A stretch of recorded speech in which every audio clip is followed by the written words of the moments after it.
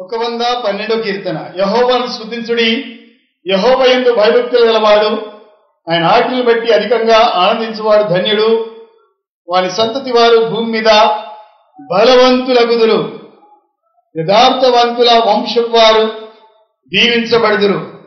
దేవుడి వాక్య భాగాన్ని మన వెంకిల్లో దీవించును గాక. ఎంతో మంచి శ్రేష్టమైన కీర్తనలు దావీదు రాసినవి కొన్ని, మరి ఇతరులు రాసినవి కొన్ని, మోషే రాసింది ఒకటి, ఆసాఫ్ కుమారులు రాసినవి కొన్ని, సొలొమోను రాసింది ఒకటి, ఇలాంటి కొన్ని కీర్తనలు కలవు. మరి ఇందులో ఈ కీర్తన ఎవరు రాశారో మరి పైన రాయబడలేదు, కానీ బహుశా దావీదే రాసి ఉంటాడేమో అని భావించుకుందాం. ఏమంటున్నాడు? యెహోవాను స్తుతించుడి, యెహోవా యందు భయభక్తులు గలవాడు, ఆయన ఆజ్ఞలు బట్టి అధికంగా ఆనందించువాడు ధన్యుడు. చూడండి, దేవుణ్ణి స్తుతించుడా మంచిది అని మనం చూసి ఉంటున్నాం. 92 కీర్తన మొదటి వచనం చదవండి ఎవరన్నా. చూడండి, యెహోవాను స్తుతించుడా మంచిది, మహోన్నతుడా. ఆమేన్. అలాగనే 33 కీర్తన మొదటి వచనంలో అది శోభస్కరము అని రాయబడి ఉంటుంది. చూడండి, స్తుతి చేయుట యథార్థవంతులకు శోభస్కరము అంటే మనమందరం దేవునికి స్తోత్రం చెప్తేనట అది మంచిది ప్లస్ శోభస్కరం. పరిశుద్ధుల నోటికి స్తుతి వస్తా ఉంటే అది ధూపంగా దేవుని సన్నిధికి చేరుతుంది కనుక స్తుతి చేయుట మంచిది. ప్రక్కలకు చేయగలిగి చెప్పండి, స్తుతి చేయుట మంచిది. ఈ పక్కలకు చెప్పండి, అది శోభస్కరము, అది శోభస్కరము. ఆమేన్, హల్లెలూయా. ఇప్పుడు ఎంతమంది స్తుతి చేస్తారు? గట్టిగా చేతులెత్తి స్తోత్రం, హల్లెలూయా. దేవునికి స్తుతి చేయట మంచిదండి. స్తుతియాగం అర్పించువాడట తన రక్షణ తానే సిద్ధపరుచుకుంటాడు. స్తుతి చేయవాడు, స్తుతియాగం అర్పించువాడు రక్షణ సిద్ధపరుచుకుంటాడని 50వ కీర్తనలో ఆఖరి వచనంలో చదువుతున్నాం. స్తుతియాగం అర్పించువాడు నన్ను మహిమపరచును, నేను వానికి దేవుని రక్షణ కనపరచునట్లు వాడు మార్గమును సిద్ధపరచుకొనును. చూడండి, స్తుతియాగం అర్పించువాడు రక్షణ మార్గాన్ని సిద్ధపరచుకుంటాడు. స్తుతియాగం అర్పించాలి మనం దేవునికి. భూమి మీద ఉన్న సమస్తం కూడా స్తుతిస్తాయి. మీకు ఎంతమందికి తెలుసు? పక్షులు స్తుతిస్తాయి, పర్వతాలు స్తుతిస్తాయి, నదులు స్తుతిస్తాయి, చెట్లు చప్పట్లు కొడతాయి, జీవరాశులు దేవునికి స్తోత్రం చెప్తాయి. మీ ఇంటి ముందు చింత చెట్టు మీద ఊరు విసుకలన్నీ కూడా పొద్దున్న లేవగానే కీస్ కీస్ అని తలిగి దేవునికి స్తోత్రాలు చెప్తా ఉంటాయి. కాకులు కావు కావంటాయి, చిలుకలన్నీ కూడా కిలకిలా ఎగిరి కోలాహలం చేస్తూ దేవుని గణపరుస్తూ వెళ్ళిపోతా ఉంటాయి.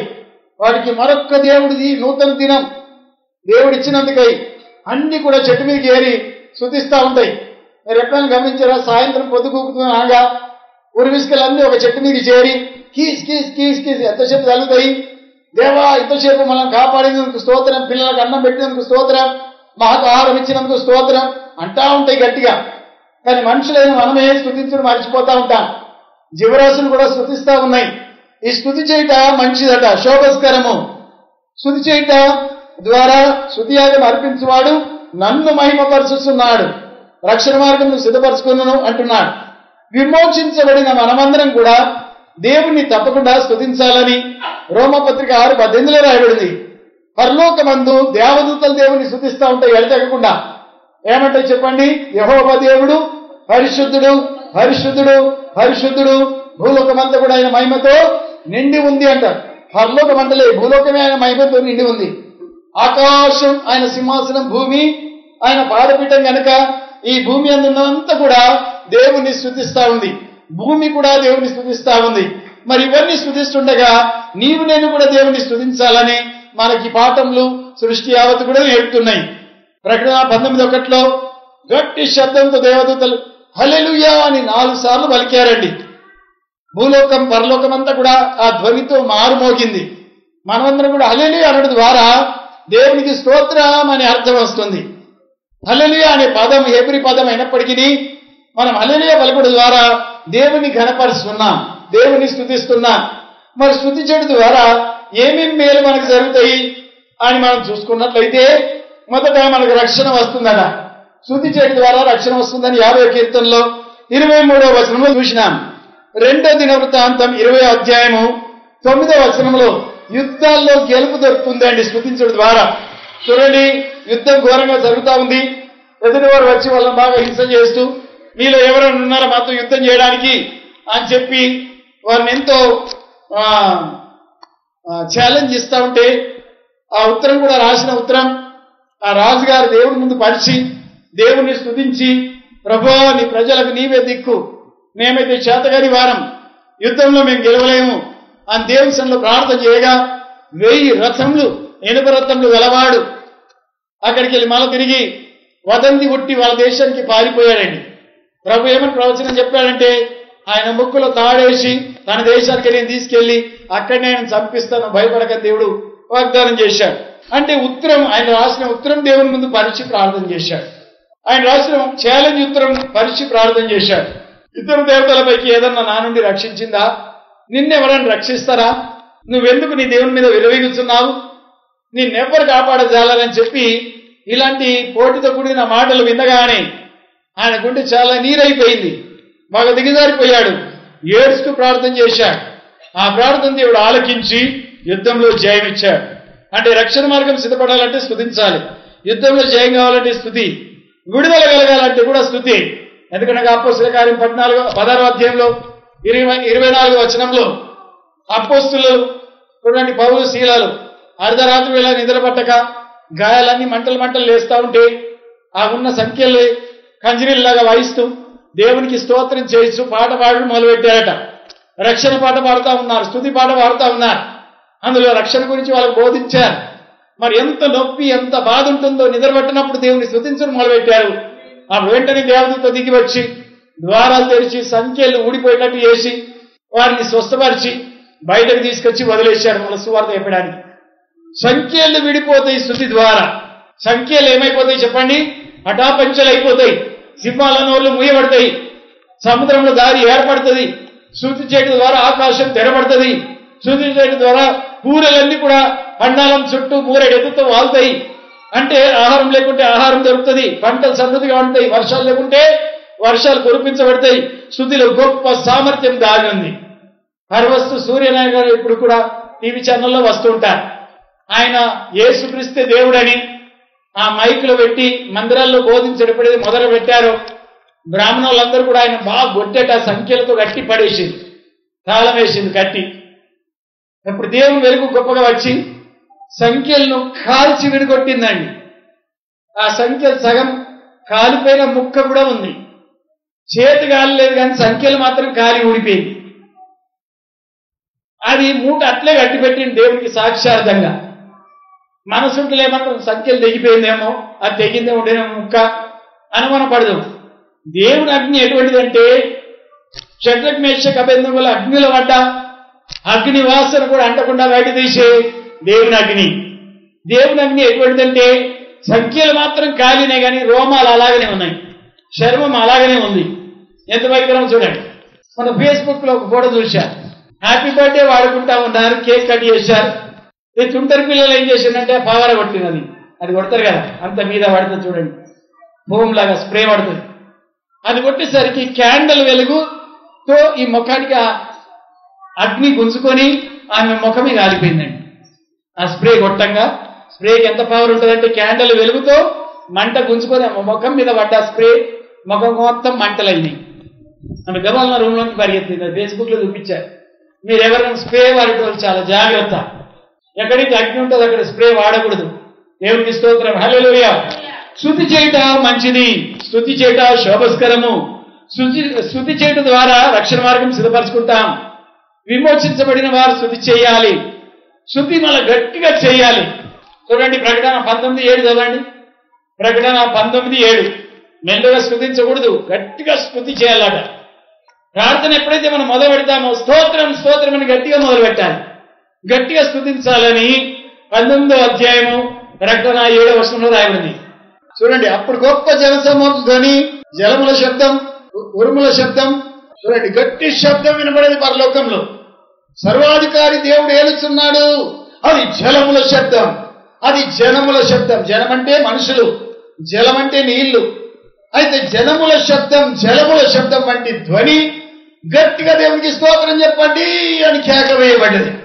అప్పుడు పరలోకమంతా శబ్దం మారుమోగిందట. అంటే స్తుతి ఎలా చెల్లించాలి? మనం గట్టిగా స్తుతించాలి. మన పాటల ద్వారా ఎవరు ఆనందించాలి? దేవుడు ఆనందించాలి. స్తుతి చేయట శోభస్కరం, స్తుతి చేయట మంచిది. గట్టిగా వాడుట మంచిది. దేవునికి స్తోత్రం. మీరు ఒక చరణం పాడండి. హల్లెలూయా పాటలతో, స్తోత్ర గీతాలతో, హల్లెలూయా పాటలతో, స్తోత్ర గీతాలతో నిన్నే పాడనా, యేసన్నా నిన్నే నిన్నే పాడనా, యేసన్నా నిన్నే చేరనా. హల్లెలూయా హల్లెలూయా హోసన్నా, హల్లెలూయా హల్లెలూయా హోసన్నా, యేసన్నా నిన్నే చేరనా. హల్లెలూయా. చూడండి, గట్టిగా దేవుని పాడు ద్వారా దేవుని సన్నిధి దిగి వస్తుంది మన మధ్యలో. దేవుణ్ణి కలుసుకోవాలంటే దేవుని గట్టిగా స్తుతించాలి. నిర్గమకాండం 20వ అధ్యాయం 42వ వచనం చూడండి. నిర్గమకాండం 20వ అధ్యాయం 42వ వచనం. అలాగే మరొకరు 2 దినవృత్తాంతాలు 5:12, జెఫన్యా 3:14 మరొకరు. ఆమేన్.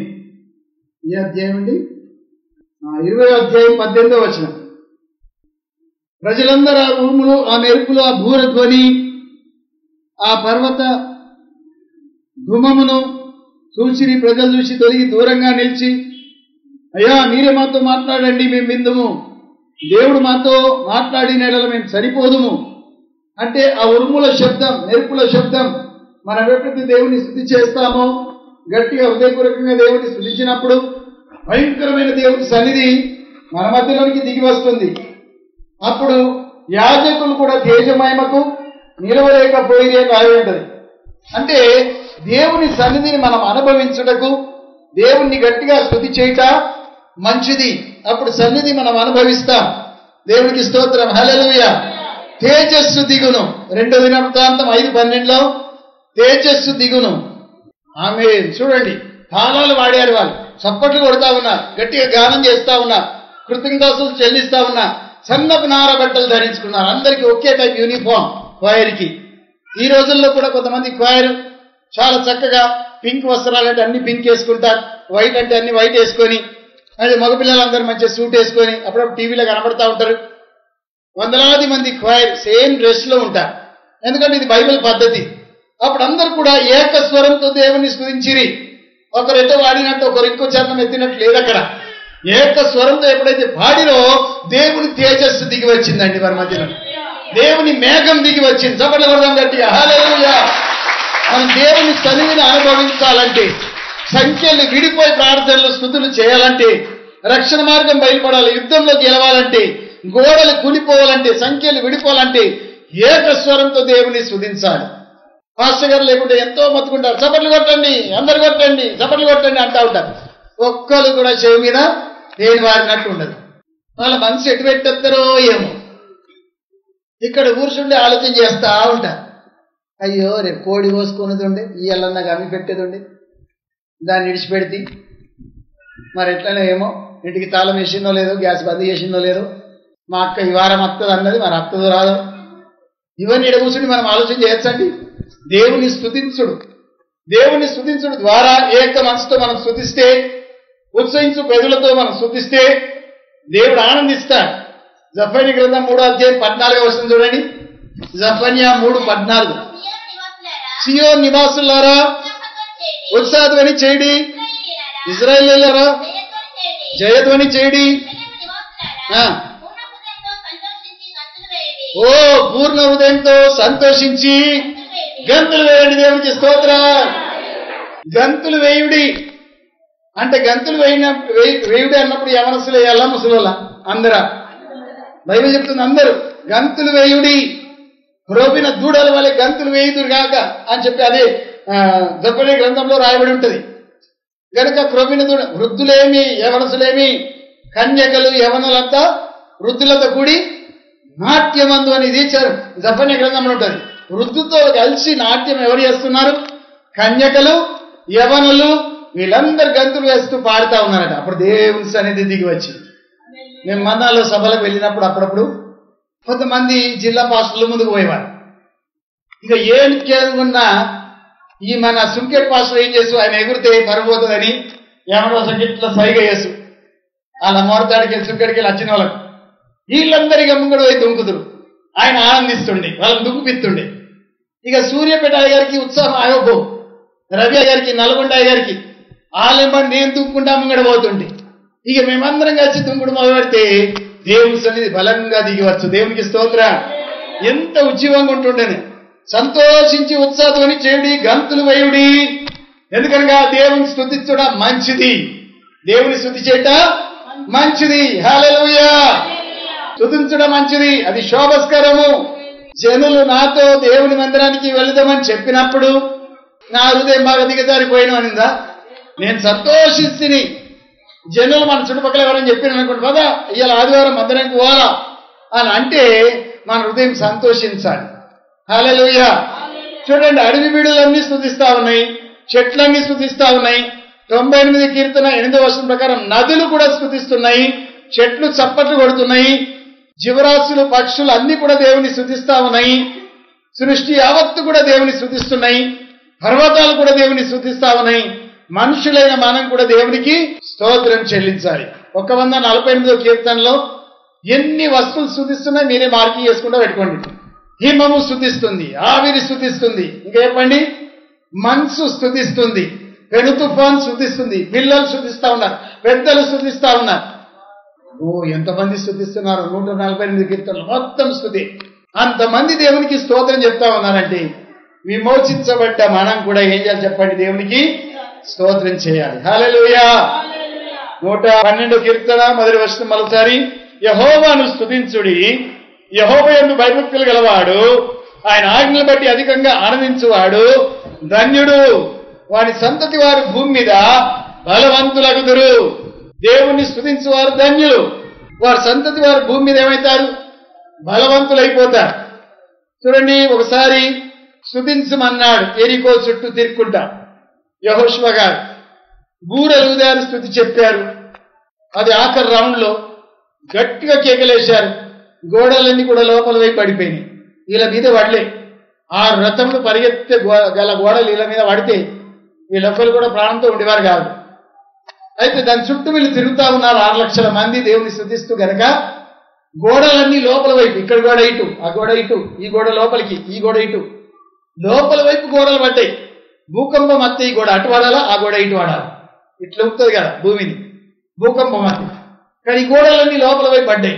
అంటే స్తుతి చేయడం ద్వారా ఎరికో గోడలు కూడా కూలిపోయినాయండి. దేవునికి స్తోత్రం. హల్లెలూయా, హల్లెలూయా. సర్వలోక నివాసులారా సియోనులో స్తుతి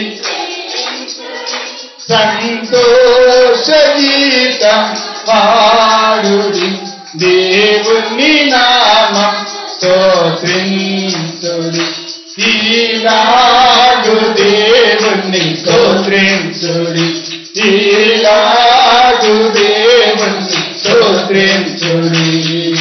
నీ కార్యములు గంభీరములు, నీ కార్యములు గంభీరములు, నీదు క్రియలు ఆశ్చర్యకరములు, నీదు క్రియలు ఆశ్చర్యకరములు, నీ నామముని కీర్తించెదము, నీ నామముని కీర్తించెదము, నీకు నమస్కరించెదము, నీకు నమస్కరించెదము.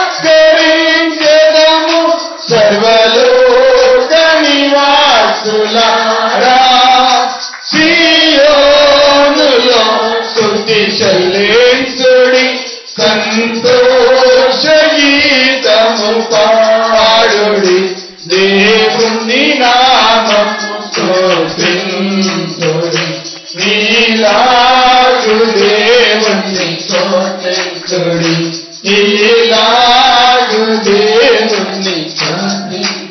హల్లెలూయా. సంఖ్యలు తెగిపోతాయి స్తుతి ద్వారా, విడుదల కలుగుతుంది స్తుతి ద్వారా, యుద్ధంలో గెలుపు స్తుతి ద్వారా, రక్షణ మార్గం స్తుతి ద్వారా, గోడలు పడిపోయినాయి స్తుతి ద్వారా, రెండో రాజుల గ్రంథం 3:14లో ప్రవచనం కూడా దిగింది స్తుతి ద్వారా. అంటే ఎప్పుడైతే వాయిద్యాలు వాయించి గొప్పగా దేవుణ్ణి ఆరాధన చేశాడు వాయిద్యాలు వాయించేవాడు, ఆ సమయంలో ఎలీషా మీదకి ప్రవచనం దిగి వచ్చింది. చదవండి, రెండో రాజులు 3వ అధ్యాయం 14వ వచనం 15వ వచనం.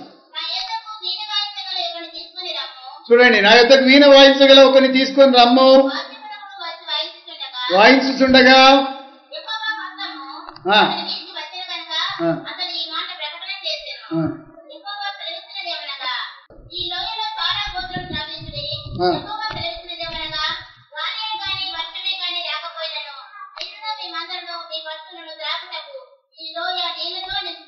దేవునికి స్తోత్రం, హల్లెలూయా.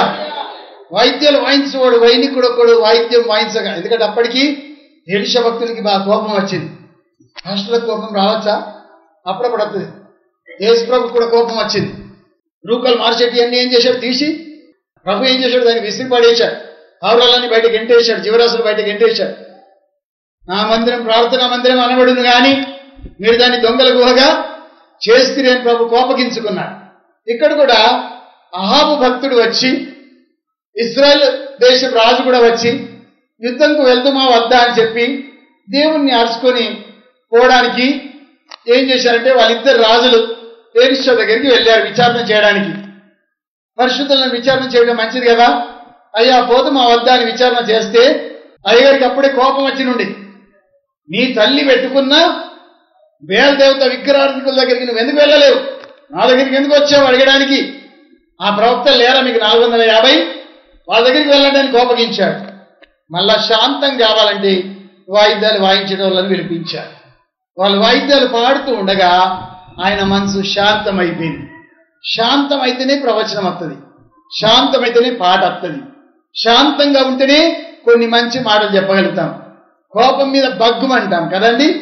కోపము తగ్గించుకోవాలంటే వాయిద్యాలు వాయించడాన్ని పిలిపించారట. అప్పుడు పిలిపించినప్పుడు ఆయన వాయిద్యం వాయిస్తుండగా ఎలీషా భక్తుడు ప్రవచనం పలికాడు. ఏమని ప్రవచనం పలుకుతున్నట్టే, ఈ ఏరియా అంతా కూడా గోతులు తవ్వండి, ఏ బావి నీళ్లు మీకు సరిపోవు, ఏ చెరువు ఇక్కడ దగ్గర లేదు, ఏ నది లేదు.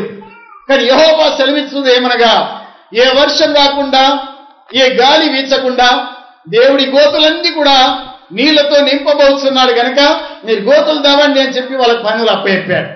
అప్పుడు తలొక్క గడపర తీసుకొని వాళ్ళు గోతులు తవ్వడం మొదలుపెట్టారు. ప్రాంతమంతా గోతులు తవ్వగా రాత్రి పూట నీళ్ళు ఎక్కడికి వెళ్ళి వచ్చాయి కానీ నీళ్ళ చేత అదంతా కూడా నింపబడ్డాయి. అప్పుడు వాళ్ళు వాళ్ళ పశువులు తాగాయి. తాగిన తర్వాత యుద్ధానికి బయలుదేరారు. అది వరకు నీళ్లు లేక సొమ్మసిలిపోయింది వాళ్ళు. అంటే చూడండి, ప్రవచనం దిగాలంటే కూడా పాటలు అవసరం. పాట పాడితేనే ప్రవచనం దిగి వస్తుంది. యెహోవాను స్తుతించుడా శోభస్కరము, యెహోవాను స్తుతించుడా మంచిది. పరలోకం కూడా గట్టిగా హల్లెలూయా పలుకుతా ఉంది. స్తుతించడం వాళ్ళందరూ కూడా గట్టిగా స్తోత్రం చెప్పాలట. మెల్లగా ఎప్పుడు చెప్పకూడదు. చెట్లు స్తుతిస్తున్నాయి, అడవులు స్తుతిస్తున్నాయి, జీవరాశులు స్తుతిస్తున్నాయి, పక్షులు స్తుతిస్తున్నాయి, నదులు స్తుతిస్తున్నాయి, చెట్లన్నీ చప్పట్లు కొడుతున్నాయట. అమ్మ వాటికి చేతులు ఉన్నాయా అని మీరు అంటారు. చేతులు లేకుండా ఎట్లా చప్పట్లు కొడతాయి? కొమ్మ కొమ్మ చంపుకొని గట్టిగా అవి చప్పట్లు కొడుతున్నాయట. చెట్లు కూడా, చెట్లు హర్షధ్వని చేస్తున్నాయి. చూడండి, అవన్నీ కూడా దేవుని స్తుతిస్తూ ఉంటే మంచి ముక్కు ముఖము నోరిచ్చిన మనమే. కొన్నిసార్లు సండే స్కూల్ పిల్లలు వాడేవారు, స్తుతించే నోరు పండుగ, స్తుతించని నోరు దండగ.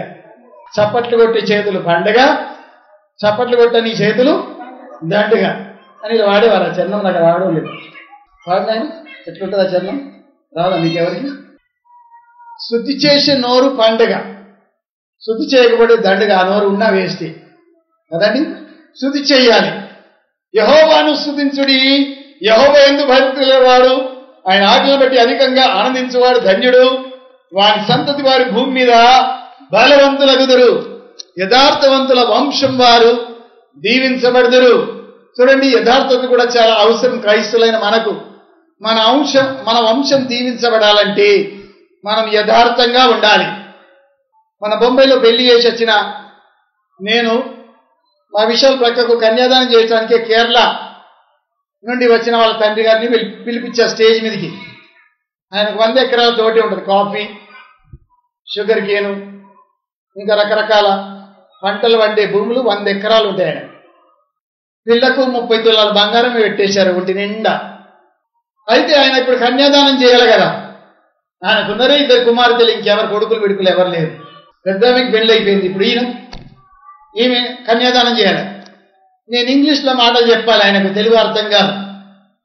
ఈ ఇంగ్లీష్లో చెప్తే ఆయన కొంచెం అర్థమైతే కనుక పాప కుడిచే తీసి అబ్బాయి కుడి చేతిలో పెట్టి మాటలు చెప్పకనే ముందు ఏడ్చుడు మొదలుపెట్టాడండి వెక్కి వెక్కి.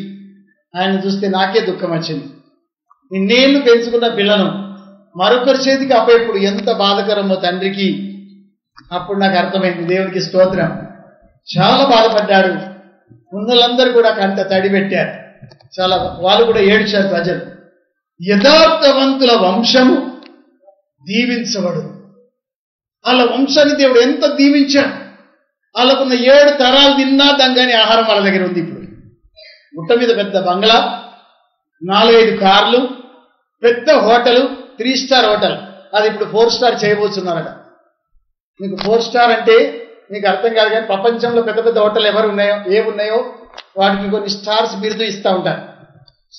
3 స్టార్ అంటే పెద్ద హోటల్. అది ఇప్పుడు దాన్ని 4 స్టార్ చేయబోతున్నారు.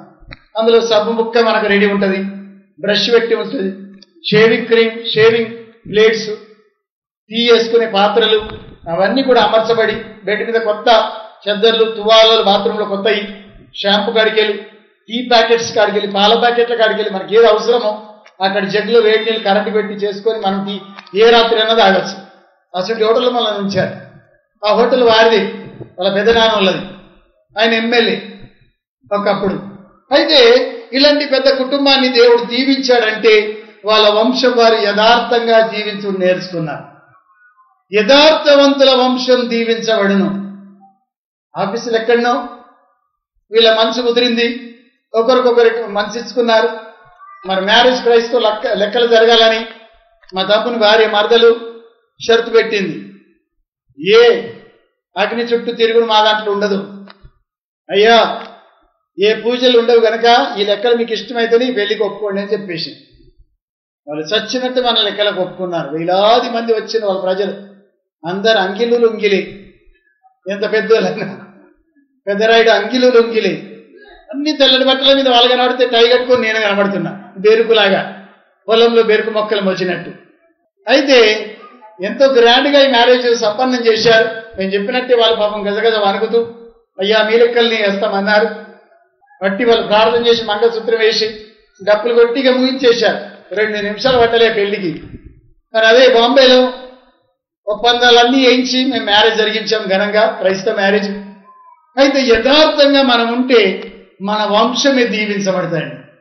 దేవుడు మనల్ని ఐశ్వర్యవంతులుగా చేస్తాడు.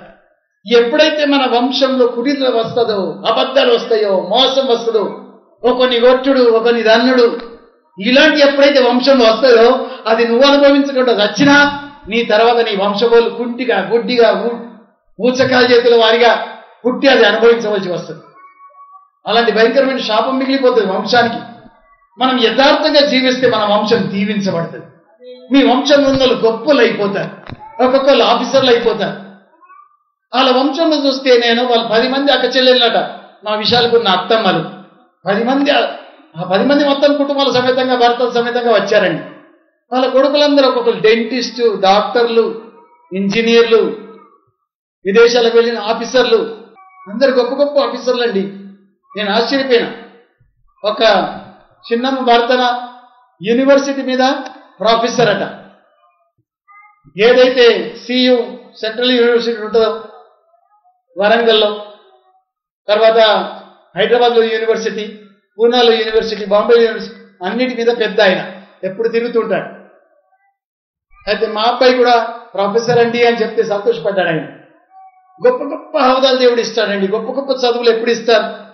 మనం ఎప్పుడైతే దేవుని లెక్కలో యథార్థంగా ఉంటామో. యథార్థత దేవునికి ఇష్టం. మనుషులు ఏ కుటిలతో రాకూడదు. దేవునికి భయపడాలా, మనుషులకు భయపడకుండా దేవునికి మాత్రం భయపడి ఉండాలి. నువ్వు ఎక్కడున్నా, ఏ ప్రాంతంలో ఉన్నా, ఎక్కడ పెట్టినా దేవునికి భయపడి, అమ్మో దేవుడు చూస్తున్నాడు, ఇది నాకు తగదు, నేను చేయకూడదు అని ఎప్పుడైతే భయం నీకు వస్తుందో తప్పకుండా నీ వంశం ఏమవుతుంది?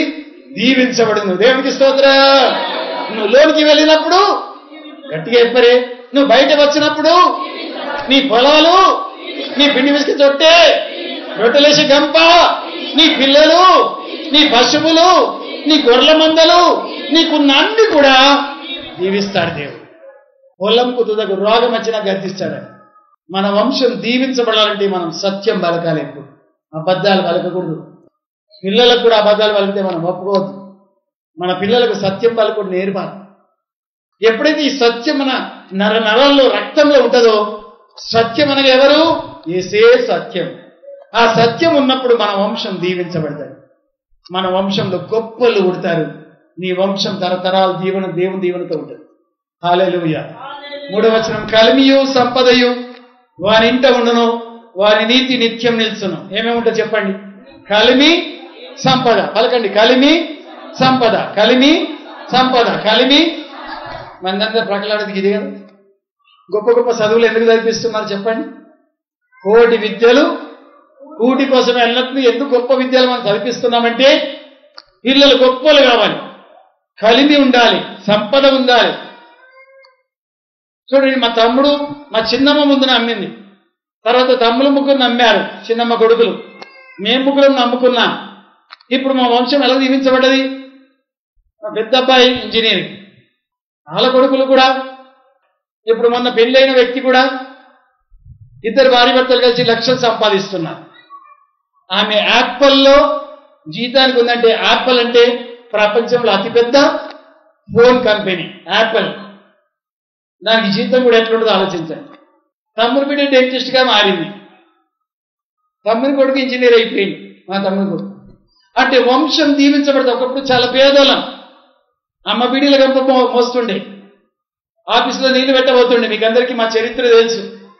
ఎప్పుడైతే మనం యథార్థంగా జీవిస్తామో, దేవుని నమ్ముకొని సత్యం పాటిస్తామో, కలిమి సంపద ఇంట్లో ఉంటుందండి. కలిమి సంపద ఇంట్లో ఉంటుంది. దేవునికి స్తోత్రం. వాని నీతి నిత్యం నిల్చును. చూశారా? 4వ వచనం, యథార్థవంతులకు చీకట్లో వెలుగు పుట్టును, వారి కటాక్షం వాత్సల్యతయు నీతియు గలవారు. యథార్థవంతులకు చీకట్లో ఏం పుడుతుంది? వెలుగు పుట్టును, వారి కటాక్షంను వాత్సల్యతయు నీతియు గలవారు. వారు ఎలా ఉంటారు చెప్పండి? కటాక్షం కలిగి ఉంటారు, వాత్సల్యం కలిగి ఉంటారు, నీతి కలిగి ఉంటారు. పేదలను చూస్తే కనికర పడతారు, జాలి ఇస్తుంది వారికి, పేదలకు సాయం చేయాలనిపిస్తుంది. వారి కటాక్షం వాత్సల్యత నీతియు గలవారు. 5వ వచనం అందరం కలిసి, దయాళులను అప్పిచ్చువారును భాగ్యవంతులు న్యాయ విమర్శలో వారి వ్యాజ్యము గేలుచును. చూడండి, దయాళులు అప్పిచ్చువారు ఎవరైతే ఉంటారో వాళ్ళు భాగ్యవంతులు అవుతారు. న్యాయ విమర్శలో వారి వ్యాజ్యం తప్పకుండా గెలుస్తుంది. అంటే ఎక్కడ పంచాయతీ పెట్టినా వాళ్ళు దిగినట్టు అయిపోయి ఆ పంచాయతీ గెలుస్తుంది. ఎందుకంటే వాళ్ళు దయగలిగి అప్పిస్తూ ఉంటారు, దయగలిగి మోసపోయిన అప్పిస్తూ ఉంటారు, నష్టం కలిగిన అప్పిస్తూ ఉంటారు. అప్పిచ్చు వారిగా ఉంటారు కానీ తీసుకునే వారిగా ఉండరు. తలగా ఉంటారు కానీ తోకగా ఉంటారు. శిరస్సుగా చేస్తాడు దేవుడు కానీ తోకగా చేయడం అన్నది. దయాళులు అప్పిచ్చువారు భాగ్యవంతులు, న్యాయ విమర్శలు వారి వ్యాజ్యము గెలుచును. అట్టి వారు ఎప్పుడు కదిలించబడరు, నీతిమంతులు నిత్యము జ్ఞాపకంలో ఉందరు. చూడండి, వాళ్ళు చనిపోయినా వాళ్ళు జ్ఞాపకంలో ఉండిపోతారు. నీతిగా దీవించిన మహాత్మా గాంధీ గారు ప్రతి నోటు మీద లేడా? ఇప్పుడు 10 రూపాయల నోటు మీద ఆయన బొమ్మని, 1000 రూపాయల నోటు చూసినా ఆయన బొమ్మని. మొన్న ఏం చేశారంటే ఎవరు ఫేస్బుక్ లేచి మహాత్మా గాంధీ గారి బొమ్మ ఎందుకు ఉంచాలి, ఇందిరమ్మది ఎందుకు ఉంచద్దు, నెహ్రూది ఎందుకు ఉంచద్దు, మోడీ గారిది ఎందుకు పెట్టద్దు అని విమర్శించారు. ప్రతి నోటి మీద ఆయన బొమ్మని ఎందుకు, ఇంకా వేరే లేరా మనకు అని చెప్పి పెట్టారు అన్నట్లు. మహారాణా ప్రతాప్ కానీ గొప్ప గొప్పలు ఉన్నారు కదా, నన్ను ఎంతమంది పాస్ చేశారో నాకు తెలియదు. మరి చూడండి, యథార్థంగా ఉంటే వారెప్పుడు కదిలించబడరు, వారి నీతి నిత్యం నిలిచి ఉంటుంది. నీతిమంతులు నిత్యం జ్ఞాపకంలో ఉండిపోతారు. ఇప్పుడు గల్లి గలికి చూడండి ఆయన బొమ్మని, ఒంటి మీద వస్త్రాలు ఉండే, ఉత్త దోతే ఒక కర్ర చేతిలో ఉంటుంది, గల్లి గలికి ఆయన బొమ్మలే పెట్టారు. ఎందుకంటే ఆయన నీతిగా ఈ లోకంలో జీవించారు. మరి ప్రభుని నమ్మిండేమో మనకు తెలియదు, కానీ ఆయన దగ్గర బైబిల్ కూడా ఉండేది, భగవద్గీత కూడా ఉండేది. సుందర్ సింగ్ 2 సార్లు వాళ్ళ సభలో సాక్ష్యం చెప్పాడు. ప్రతి సాయంకాల ఆరాధనలో 5000 మంది కూర్చుండేవారట భజన చేయడానికి. మా గాంధీ గారు ఆ భజన లీడ్ చేసేవారు. అప్పుడు అనుకోని రీతిగా సాధు సుందర్ సింగ్ అక్కడికి వెళ్తే ప్రభు ఎలా ఆయనను దర్శించాడో సాక్ష్యం విన్న తర్వాత మహాత్మా గాంధీ గారు 2 సార్లు సాక్ష్యం చెప్పించుకున్నాడట ఆ సభలో. సాయంకాలం ఒకసారి, మళ్ళా మరో దినం కూడా చెప్పమన్నాడట. మరో దినం కూడా చెప్పాడట ఆ సాక్ష్యం. సుందర్ సింగ్ యేసు ప్రభు ఎలా కనబడ్డాడని. ఎంత గొప్ప భాగ్యమో చూడండి. నీతిమంతులు నిత్యం జ్ఞాపకంలో ఉందురు. వాళ్ళు నిత్యం మన జ్ఞాపకంలో ఉండిపోతారు. 7వ వచనం చదువుదాం. వాని హృదయము యెహోవాను ఆశ్రయించి స్థిరంగా ఉండును, వాడు దుర్వార్తకు జడియడు. కొన్ని దుర్వార్తలు వినబడతా ఉంటాయి అప్పుడప్పుడు. అయ్యో అకస్మాత్తుగా క్యాన్సర్ రోగం వచ్చిందని, లేక అకస్మాత్తుగా గుండెపోటు వచ్చిందని, ఇలాంటి దుర్వార్తలు వినబడ్డప్పుడు వాళ్ళ దుర్వార్తలకు జడియరు. వాళ్ళ మనసు ఎవరి మీద ఉంటుంది? దేవుని మీద ఉంటుంది. కనుక దేవుణ్ణి నమ్ముకున్న వారు అధైర్యపడరు, ప్రతి మాటకు జడియరు. వాళ్ళ హృదయం యెహోవాను ఆశ్రయించి స్థిరంగా ఉండును గనక దుర్వార్తకు జడియరు. మీలో ఎంతమంది దుర్వార్తకు భయపడతారు కదండి? ఎక్కడైనా ఎవరైనా చనిపోయిందని వార్త వినొచ్చిన తర్వాత మీ చుట్టాల పైకి అక్కడనే భూమి మీద పడి బోరున ఏడ్చుటోళ్ళు ఎంతమంది లేరు? కానీ దుర్వార్తకు వాళ్ళు జడియరు. గుంటూరు మారుతమ్మ వాళ్ళ తండ్రి చనిపోయిన సంగతి ఆమెకు ఒక రాత్రి ముందే తెలిసింది. ఆ రాత్రి వండుకున్నప్పుడు ఈ ఆత్మ పరలోకి వెళ్ళిపోయిందట. గాజు సముద్రం బారుతూ ఉంటుంది, అందులో ఎవరు మునిగిపోరట, ఈత రాకున్నా అలా నడిచిపోతాడు. ఆ నీళ్ళే మనల్ని శుద్ధి చేస్తూ ఉంటాయి. నీళ్ళ లోపల మునిగినా మన ఊపిరి ఆడుతూ ఉంటుంది. అయితే ఆ సముద్రం ఒడ్డుకు ఇలా డాడీ గారు ఉన్నారట పరలోకంలో. అయ్యో నాన్న నువ్వెప్పుడు వచ్చినావని అడుగుతుందట ఈమె. కుమార్తె ఈ రోజే వచ్చాను అన్నాడట. నాన్నను వాటేసుకున్నది, ఏడ్చింది మీద పడి. తర్వాత తెల్లారి వార్త వినబడేది వాళ్ళ డాడీ చనిపోయిందని. ఆమెకు రాత్రి ముందే బయటపడ్డది. చూసారా, పరలోకంలో డాడీని ఆల్రెడీ చూసి వచ్చింది. తెల్లవారితే అంత్యక్రియలకు వెళ్ళిపోయింది. అంటే నీతిమంతులు దుర్వార్తకు జడియరండి. ఎందుకంటే వాళ్ళు ధైర్యంగా ఉంటారు. మనకు దేవుడు ఉన్నాడని చెప్పి అంటారు. ఎంత పెద్ద ఆపద వచ్చినా మనకు దేవుడు ఉన్నాడే అనుకుంటారు. 8వ వచనం చదవండి. వాని మనసు స్థిరంగా ఉండి, చదవండి, తన శత్రుల విషయమై తన కోరిక నెరవేరు వరకు వాడు భయపడడు. చూసిందా, మనసు స్థిరంగా ఉంటుంది, అక్కడ హృదయం స్థిరంగా ఉంటుంది. శత్రుల విషయమై తన కోరిక నెరవేరు వరకు వాడు భయపడడు. ఇక మనసు స్థిరంగా లేనట్టుకుంటారు మీరు చెప్పండి. ఇంతకాలం నిలవది, ఆకిట్లా నిలవది. ఎప్పుడు కాళ్ళకు గారెలు కట్టుకున్నట్టు గిర గిర తిరుగుతారు. గీరెలు కట్టుకున్నట్టు. మా తల్లిది మా తమ్ముళ్ళు అట్లా ఉంటారు. నేను ఎప్పుడు కాళ్ళకు చక్రాలు కట్టుకున్నట్టు పరిగెత్తా ఉంటుంది. ఆడికెట్కి ముసలమ్మ ఒక చోట ఉండదు అని అంటూ ఉంటారు. అయితే వీళ్ళ మనసు స్థిరంగా ఉండదు. ఎవరైతే దేవుని ఆనుకోరో వాళ్ళ మనసు స్థిరంగా ఉండదు. వాళ్ళ శత్రువులు తన కోరిక నెరవేరు వరకు వాడు భయపడడు. 9వ వచనం.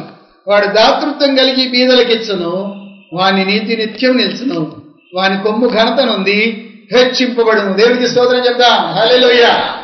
బొంబాయిలకు బాప్తిస్మాలు ఇవ్వాలంటే ఏదైనా సముద్రం వైపు అన్న పోవాలా, లేకుంటే ఏదైనా తలావు, లేకుంటే ఎక్కడన్నా ఏదైనా మందిరంలో బాప్తిస్మాల తొట్టి ఉంటే అక్కడికన్నా వెళ్ళాలి. మా విషయాలకు వాసిలో ఉంటాడు కనుక వాసిలోనే ఒక చర్చ్ ఉంది, మెథడిస్ట్ వాళ్ళది. మెథడిస్ట్ వాళ్ళది పురాతనమైన చర్చ్ కనుక చాలా ఘనంగా ఉంటుంది. ఎన్నో అంతస్తులు. దానిలో బాప్తిస్మా కోనేరులో కింద గుండు సూది పడ్డా కనబడి నీళ్లు, చాలా స్పష్టమైన నీళ్లు. అక్కడికి బాప్తిస్మాలకు వెళ్ళాం మేము. బాప్తిస్మాలకు వెళ్ళినప్పుడు వీళ్ళిద్దరు కూడా బాప్తిస్మ ఇచ్చి పైకి వచ్చేసాము. పైకి వచ్చిన తర్వాత టీ టిఫిన్లు తెప్పిస్తా ఉన్నారు వాళ్ళు.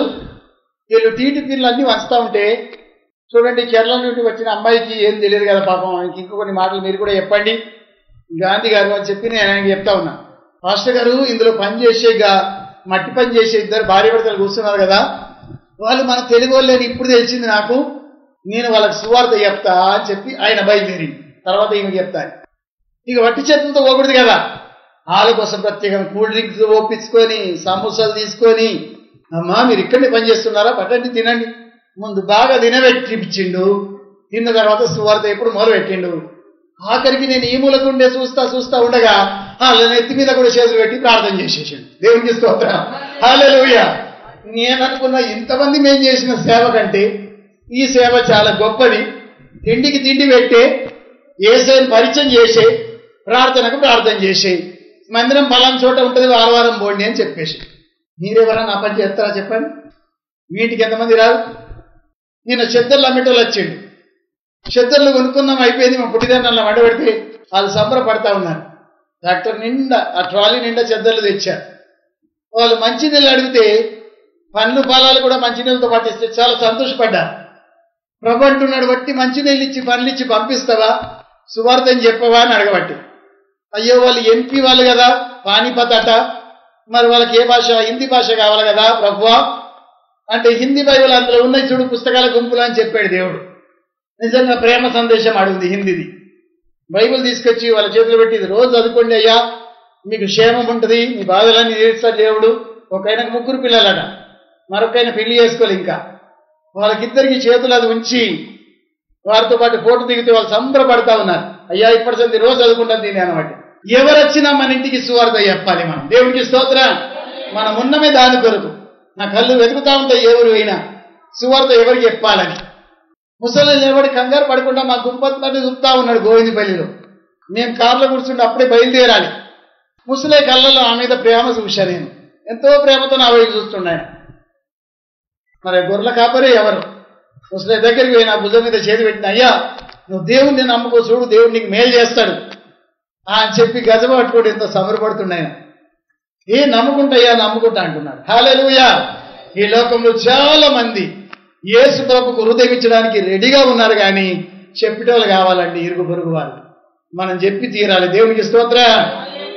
చూడండి అక్కడ కూర్చున్న బయట మన మధ్యలో పౌలు గారు ఆటోలో వస్తా ఉన్నాడు. సాతారములకు ఏం చేశాడు, సువార్త చెప్పాడు. సాతారములు బిడ్డకి దయ్యం పట్టినందుకు హాస్పిటల్ తీసుకెళ్తా ఉన్నారు.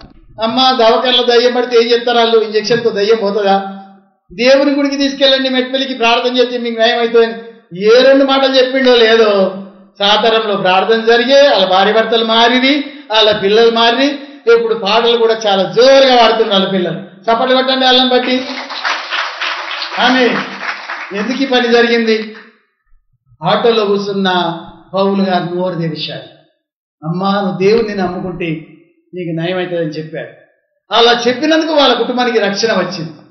మనం చెప్పకపోతే రక్షణ ఎలా వస్తుంది? మీరు సర్వలోకంలోకి వెళ్ళి సర్వ సృష్టికి సువార్త ప్రకటించుడి, నమ్మి బాప్తిస్మం పొందినవాడు రక్షించబడును, నమ్మని వానికి చెప్పండి శిక్ష విధించబడును. నమ్మిన వాళ్ళకి రక్షణ, నమ్మని వాళ్ళకి శిక్ష. అలా అగ్గిలా కాలిపోతా ఉంటే అలాగే నేను నిలబడి చూస్తావు. బకెట్ నీళ్ళు పోయకుండా నీ చేతిలో కూర ఉంటే, బకెట్ ఉండే, మగ్గుండే చావనని చూస్తావా? గబగబా పరిగెత్తి 4 ముంతలు తెచ్చి పోయకూడదా మనం? అగ్గిలా కాలి చనిపోతున్నారు ప్రజలు కనుక వారిని ఏ విధం చేతనన్న రక్షణలోనికి మనం నడిపించడం కావాలి. దేవునికి స్తోత్రం. మన వైఎస్ఆర్ కాలనీ వెళ్ళా. సువర్ణ నచ్చిందా?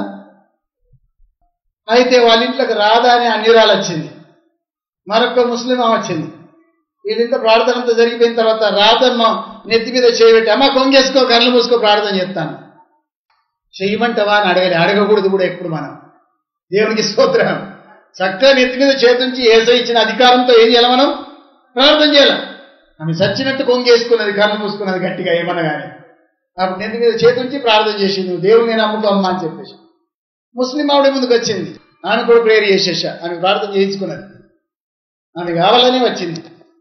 అలా చాలా మంది అక్కడ చూసి శాలలమ్మ ఉంది కిరాణా షాప్ పెట్టుకొని, నేను ఎప్పుడు అయినా చేతులెత్తి దండం పెట్టి అంటది. 30 ఏళ్ల కిందనే పంతులమ్మ దగ్గర నేను ఆమె కలిసి పక్కల దొక్క మెదలన్నట్టే ఉంటుంటే అయ్యా. అప్పుడు ఆమె దేవుడిని నాకు పరిచయం చేసింది, ఈ దేవుని గురించి నాకు అన్ని తెలుసు, బైబిల్ ఒకసారి మొత్తం చదివేసిన అంటది ముసలిది. అమ్మో ఆ కాలంలో అంత చదువు అయ్యమే, కానీ నేను కంగారు పడిపోతా ఉంటాను. కానీ ఆమె నెత్తి మీద ఎప్పుడు చేతుంచి ప్రార్థన చేసిపోతా ఉంటాను నేను. దేవునికి స్తోత్రం. ఈసారి నీకు నరకానికి పిక్నిక్ అని పుస్తకం పంపిస్తామ్మా, నువ్వు చదివే అన్నా. ఏ చదువుతాయ్యా పంపన్నది. హల్లెలూయా. మనం ఎట్టుపోయిన కానీ దేవునికి సాక్షులుగా వాడబడాలి, దేవుని సువార్త చేసిన వాళ్ళం కావాలి. వాడు దాతృత్వం కలిగి బీదలకిచ్చును, వాని నీతి నిత్యం నిల్చును, వాని కొమ్ము ఘనతనుంది హెచ్చింపబడును. చూడండి, దాతృత్వం కలిగి నిత్యం మనం ఇచ్చేది మనకు ఒకటి ఉంది. వెండి బంగారాలు నా దగ్గర లేవు, కానీ చెప్పండి ఏముందో, యేసు నామం నా దగ్గర ఉంది కనుక ఆ నామం పెట్ట లేచి నడువు అన్నాడు పేతురు యోహాను. మన దగ్గర ఏముంది? యేసయ్య ఉన్నాడు, ఆయన్నే ఐశ్వర్యం, ఆయన్నే గొప్ప ధనం. మనకు ప్రపంచంలో ఉన్న 100 ఎకరాల కంటే గొప్పవాడు ఎవరు మనకు ఉన్నాడు చెప్పండి? యేసయ్యనే ఉన్నాడు. హల్లెలూయా. ఆమె వేసుకున్న 30 తులాల బంగారం కంటే ఎక్కువగా మనకు ఎవరున్నారు? యేసయ్య ఉన్నాడు. దేవునికి స్తోత్రం, హల్లెలూయా. అంత గొప్ప ఐశ్వర్యవంతుని పెట్టుకొని నువ్వు ప్రజలకు వంచకపోతే ఎంత దేవుడు లెక్క అడుగుతాడండి? నువ్వు దాతృత్వం కలిగి బీదలకు ఇవ్వాలి. నీతి నిత్యం నిల్చును, వాని కొమ్ము ఘనత నుండి హెచ్చించబడును. ఆఖరి వచనం చదువుకుని ముగించుకుందాం. 112 కీర్తన ఆఖరి వచనం. భక్తిహీనులు దాన్ని చూచి చింతపడుదురు. చదవండి. వారు పనులు కొరుకుచు క్షీణించిపోదురు. భక్తిహీనుల ఆశ భంగమైపోవును. మన చుట్టుపక్కల కొంతమంది భక్తిహీనులు ఉంటారు కదా, మనం బాగుపడితే ఓరవరాలు పండ్లు కొరుకుతారు మన మీద, కడుపు మంట వారికి. వాళ్ళు ఏమైపోతారు? బైబిల్ చెప్తుంది, నువ్వు వారిని తిట్టుడు కాదు, నువ్వు వారిని శపించుడు కాదు, వాళ్ళే క్షీణించిపోతారు. నీ మీద పండ్లు కొరికిన వాళ్ళందరూ క్షీణించిపోతారు. దేవునికి స్తోత్రం చెప్తాం, హల్లెలూయా. గుంటూరు మాకు ఎప్పుడు ప్రార్థన ప్రార్థన అంటుండే. ఒకనాడు బియ్యం సాట పెట్టుకొని గిద్దెడు బియ్యం తీసుకొని చెరుగుతా ఉంటే మెరుగనేడి పడేసిందట, తెల్ల పురుగు పడేసిందట, లక్క పురుగు పడేసిందట, నల్లబిడ్డ పడేసిందట, ఇంకా ఇసుకిరాయి పడేసింది. అప్పుడు ఆమెకి ఏం తలం పత్తుందంటే, గిద్దెడి బియ్యం లోపలనే 6 పనికి మాలినవి వెళ్ళినాయి. గిద్దెడి బియ్యం లోపలనే ఏం వెళ్ళినాయి? 6 పనికి మాలినవి వెళ్ళినాయి. నాకు పనికి రాని ఇంత పెద్ద చెత్తలో దేవునికి పనికి రాని ఎన్నున్నాయో. ఏమన్నా కానీ ఇంత పెద్ద చెత్తన అది, ఈ చెత్తలో దేవునికి పనికి రాని ఎన్నున్నాయో. చాట అక్కడ పడేసింది, బియ్యం పెట్టుకొని తినుడు మర్చిపోయింది. గంటల ప్రార్థన మొదలుపెట్టింది. కన్నీళ్ళు కాల్చుకుంటే, యేసయ్యా నాలో ఏదైనా ఉంటే తీసేయి తండ్రి, ఏదన్నా చెడుగుంటే తొలగించు ప్రభువా, ఎవరన్నా తిట్టానేమో, ఏదన్నా చూడరాని చూశానేమో, అయ్యా ఎవరితో నన్ను ఆయాసం పెట్టుకున్నానేమో, నా శరీరం ఎంతో చెడ్డది, నా హృదయం ఎంతో చెడ్డది, యేసయ్యా తొలగించు దేవా, మెరుగ తీసేయి, నల్లబెడ్డ తీసేయి, లక్క పురుగు తీసేయి, తెల్ల పురుగు తీసేయి ప్రార్థన చేస్తా ఉన్నాడు. ఈ ప్రార్థన ఏడుపు పక్కట ఆవిడే ఇంటికి వచ్చిందట. ఆమె మెల్లె కుర్చీ మీద కూర్చుని పోతుంది. ఈమెను చూసి, ఈ బొడ్డికి ఎప్పుడు ప్రార్థనని అని సనిగిందట. అట్లా కూర్చుని పోతుందట, దమ్మని కింద పడ్డదట కుర్చీలో కూర్చున్నాక. చాలా భయపడిపోయింది.